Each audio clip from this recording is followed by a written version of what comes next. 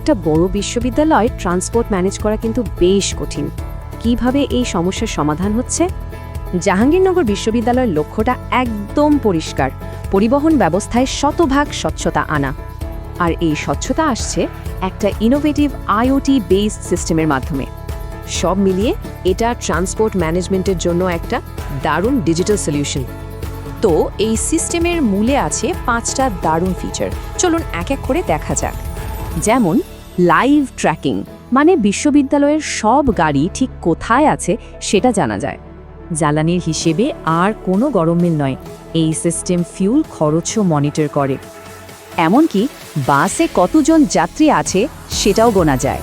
ভাবা যায়, গাড়ি লাগলে এখন আর দৌড়াদৌড়ি করতে হয় না, আবেদন করা যায় অনলাইনে। আর সব ডেটা মিলিয়ে তৈরি হয় ডিজিটাল রিপোর্ট। এতে সিদ্ধান্ত নেওয়া অনেক সহজ হয়ে যায়। কিন্তু এই সব কিছুর পেছনে আসল সুবিধাটা কি? মানে সবচেয়ে বড় গেম চেঞ্জার কোনটা? এক কথায়, এক ড্যাশবোর্ড থেকে পুরো সিস্টেম কন্ট্রোল করার ক্ষমতা।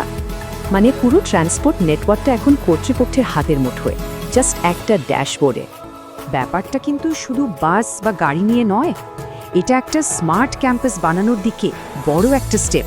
তাই পরিবহন ব্যবস্থাকে স্মার্ট ও আধুনিক করতে এক্ষুনি যোগাযোগ করুন 017-339-19791।